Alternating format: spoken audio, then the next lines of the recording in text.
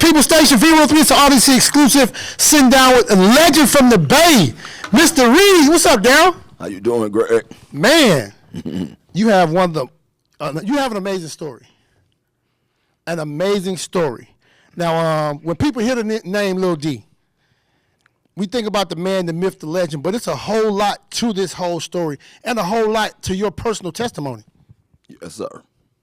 Let's get into it. So, when people hear Lil D out of Oakland, of course, the first thing they're going to think about is the ex-drug kingpin, right? So, now, I'm that same guy, but now I got the influence from a positive perspective. So now I'm trying to use my influence to redirect some of the youngsters to not take that path that I took that landed me in prison for 35 years. So now I just use my juice card, as I say, to try to stir them in a different direction. Being a real inspiration. Yes. Now, being so young and accomplishing so much at an early age, because you was like, what, 15, 16, 17 years old, making a lot of money. Yes. And do you think, like, when you look at all these stories, because you got to think every city across America, even some of the smaller cities had their own version of Lil D, but most of them, some of them were a little older, some of them were in your same situation. Do you think this was like just a real plan? No, it wasn't a plan. It was me being charismatic and always sort of being like a leader, this little guy who had a lot of heart, had a lot of confidence, had a lot of swag. So that carried over when I jumped in the streets and started hustling. So when I made that decision to start hustling, I told one of my partners back then, I said, if all these dudes going to be running around me and looking up to me, they're going to serve a purpose, man. We're going to build us a team, but we're going to get some money. So that was my mentality at a young age. Now, how old were you when you actually started? So when I first started selling marijuana, man, I was maybe 13 or 14 selling nickel bags. That was my first introduction into hustling. And then I also was a lookout for the Felix Mitchell, which was the 69 mob when I was young. So that was my first introduction into hustling. So you kind of graduated. Yes. What was your introduction? How old were you when you really got into like the cocaine game? Oh, so I talk about it in my book, man. One of my partners came to me one time and asked me to invest a 16th of cocaine because his mom moved to these apartments on MacArthur in East Oakland, and these people was coming buying these little white rocks of cocaine. So he asked me to give him the money to buy a 16th of cocaine. He told me, watch how fast it's going to go. He came, we had it cooked up. He came back in a few hours, man, and sold it. And once I seen that, I realized what type of revenue you can get from them little rocks.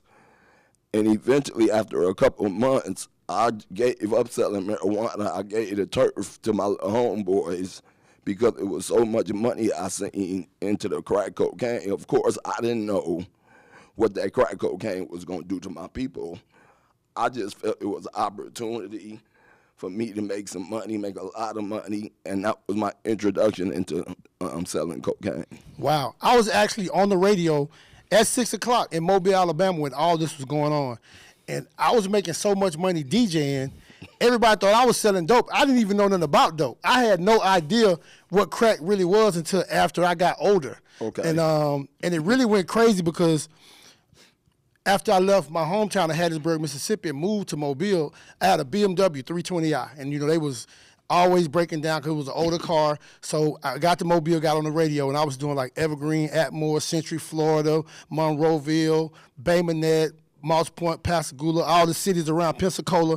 And I was doing all the clubs. It was so crazy that if I was in an area like Monroeville, Atmore, Bruton, and Evergreen, if I wasn't at your club didn't open. Okay. That's how crazy it was. So everybody thought I was selling dope because I got tired of the old car. I went and bought a brand new 320 IS.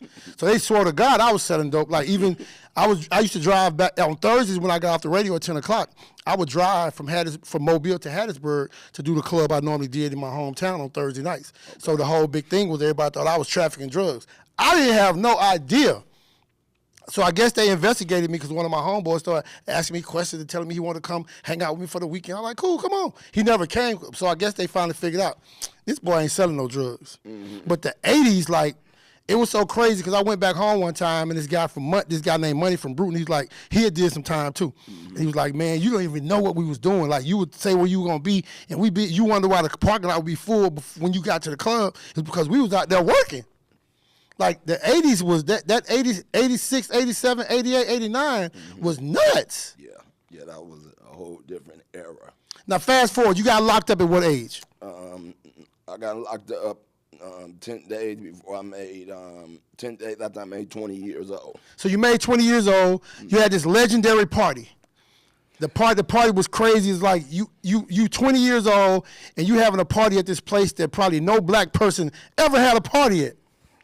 So it was called Golden Gate Fields Racetrack, right? The horse track. Yes. So the horse track, like the Kentucky Derby. Mm-hmm. So I had never had a party, and my partners decided they wanted to celebrate my 20th birthday in style. So rented out the Turf Club. I wasn't 21 years old yet. I didn't know what to expect. Wasn't no social media. We wasn't on the radio promoting it. It was just word of mouth travel that Lil D is having a black tie 20th birthday party at the Turf Club, right? This was before MC Hammer blew up. Too Short was on the scene, but he didn't have a national name. He was just floating around. Yes, yeah, but long story short, MC Hammer performed, Too Short was there. 3,000 people showed up to this party, and it's legendary to this day. I don't know how it happened. I can't explain it. I'm not going to try to explain it. But that party inspired a lot of other guys to start trying to do an all-black party. And to this day, nobody has been able to bring that many people to someone's birthday party in California. With no celebrity guest, the celebrity just showed up because, like you said, it was just a movement. He was just so strong. People came out to see Lil D and what he was doing, and because they knew, at 18, 19, 20, I heard the one story where you went to the car lot and the guy was like, man, you'll be able to afford to get one of these one day. You're like, man, I want it today. Hey, yeah, how much is it? That's a true story. That's a Maserati. A convertible bi-turbo Maserati, red, peanut butter interior, blue top. I bought it in San Francisco on Van Ness. When I asked the guy about it in there, he kind of looked at me like this kid don't know what type of car this is. And so when I asked him how much was the car, I told him, man, I want it today. He asked me, who going to finance it? And I told him, we're going to cash it out. Long story short, I made the call to one of my guys, told them come bring the money. Back then, you can get away with this at the car lot. It wasn't how it is today. They wasn't reporting it. No, they wasn't reporting it. So long story short, I made the call. They came with the money, and that evening I walked out of there with the convertible Maserati. At what, 18 years old? Yeah, so this was 2 years before the party? Yes. So they've been watching you? Yeah, they was watching me already in high school. Wow, in high school, making millions. Yeah, they was watching me already and warned me. But I heard about the warning. Yeah. Somebody sent you a warning. They sent you a kite. Yeah, they just told me, people watching you, they wait until you get 18, and they looking to come, see you. So at 18, 19 years old, before getting incarcerated, how much cash money did you actually have, you think? So, and I'm known for this, right? I got an old saying, man, because the guys in my inner circle used to ask me sometime, man, how much money you done made and put away or whatnot, man. And to this day, Greg, I've never, not once ever, told nobody how much money I ever had at my peak, and it was a reason. The reason was back then, I didn't want my crew to envy me and become jealous, so I never And they respected it. And after one time, they never asked me again, how much money, little partner, because that's what they call me, how much money do you got put away at your peak? And that's just something, man, that I never will ever speak on. You know, I made a lot of money, jacked off a lot of money, and made a lot of money at a young age. Because I've heard some stories of some people that I actually can trust, like, that have been in some of these situations and been in some houses. I'm not going to call no names, like you say, but it's like you walk in a room and you can't even open the door because the whole room from floor to ceiling is filled with money. Like, the whole room. Like, it's coming all the way to the door, from the floor to the ceiling, like millions of dollars. Well, again, Greg, one thing about me, man, I'm going to be one of them guys you and me. I'm going to stay humble. I'm going to keep it solid. I'm going to shoot straight or whatnot.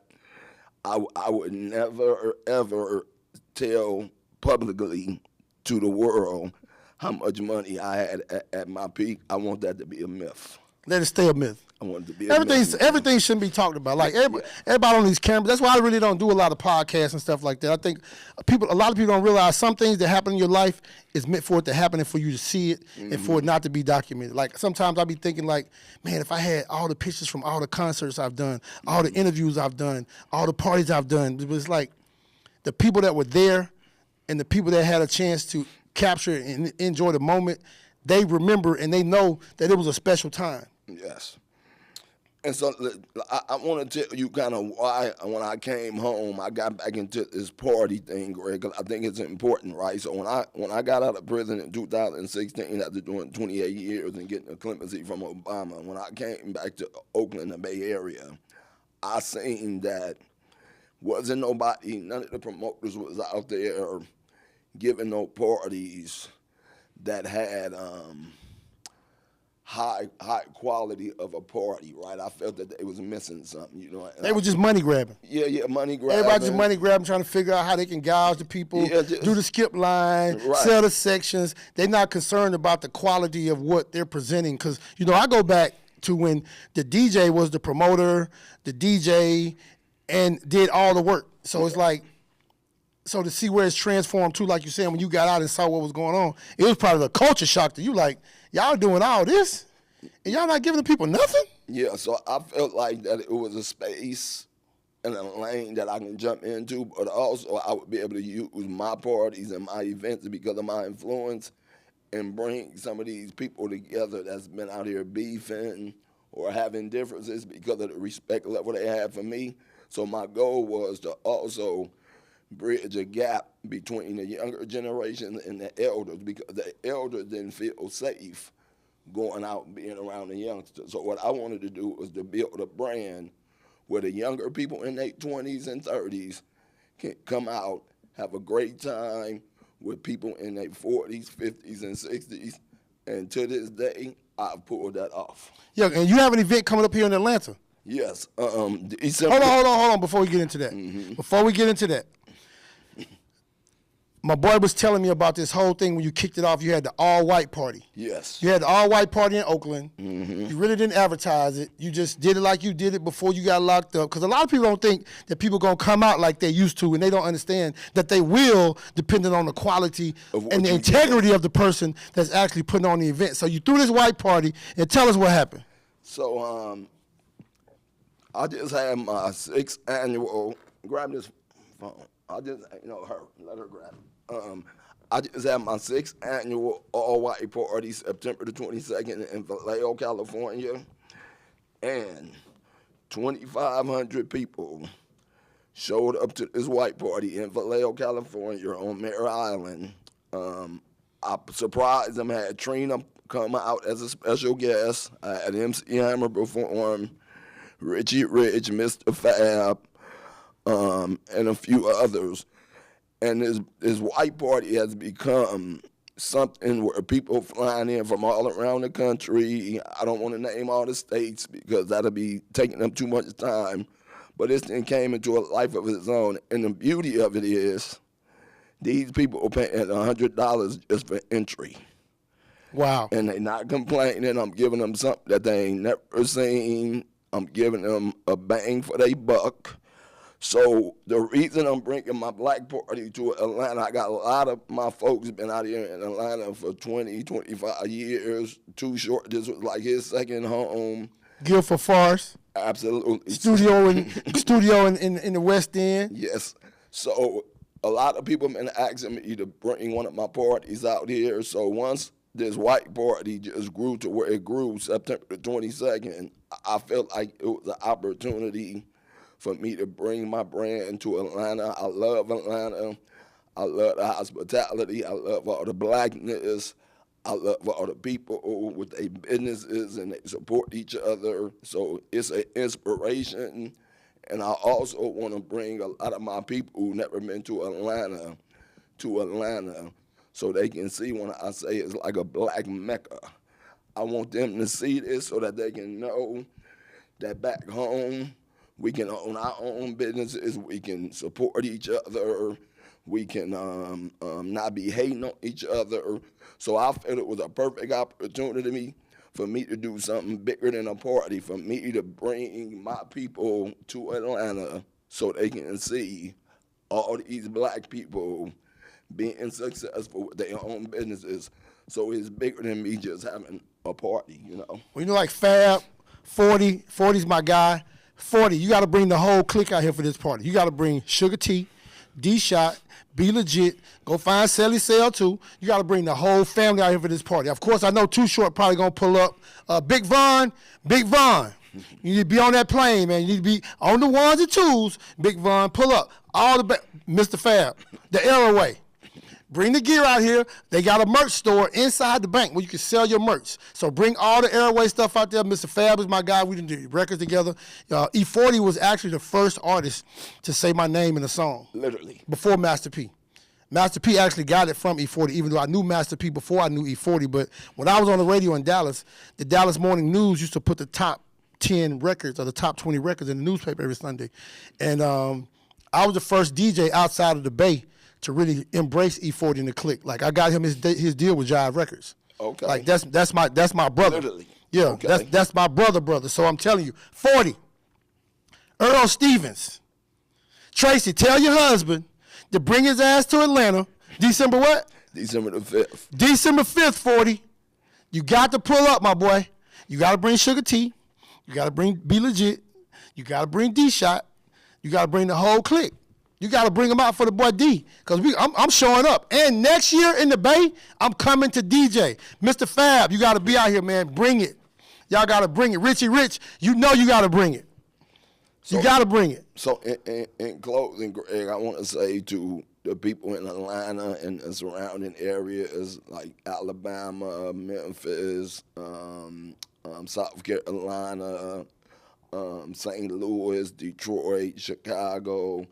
I got people coming from all them states that's coming to my party already committed, and they not coming just because my name Lil D and I'm known all around from my past. They coming because they have seen the quality of my parties that I'm putting on. So you're not gonna be coming somewhere just because my name is Lil D. Go on my Instagram, official Darryl Reed, scroll my page, and check out the quality of my birthday party that I throw, my annual all-black birthday party and my all-white party, and you will see why my people in California who fly from around the country don't have no problem with that little $100 entrance into my party, because we put a lot of money, time, and energy to make sure that y'all not just coming to a party, but it's an experience. And I can assure you, nobody is throwing no parties on my level nowhere in California. Go on my page and it'll speak for itself. Long as you know how to act grown, come on some family reunion time with us to party.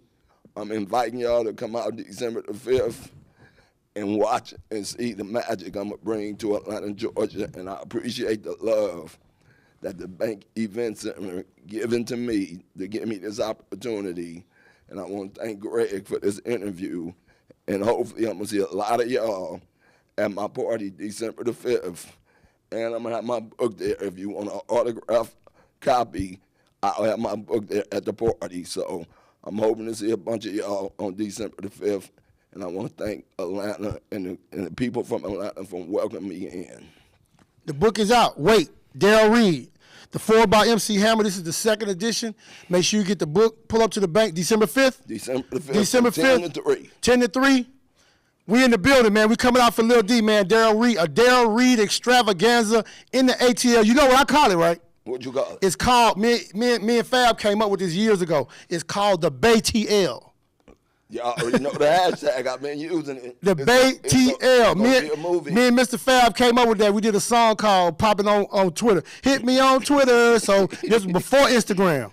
Before Instagram was even around, we was screaming the BayTL. So Darryl Reed, man, love you, homie. Thanks for pulling up on your boy Greg Street. I appreciate it. December 5th, the December Bank 5th, Event Center. the TheBankEventCenter.com is the website. 3820 Hollowell Parkway, which is Bankhead Highway, really. You know, Hollowell is the new name, but it's still Bankhead for life. And you can go to www.darrellreedentertainment.com and get all the information to my weekend, because we're doing a day party and we're doing a brunch. It's going to be a movie. Darryl Reed exclusive here at the People Station V-103. Odyssey family. The BayTL, my boy. Thanks, man. That was cool, man. Appreciate that.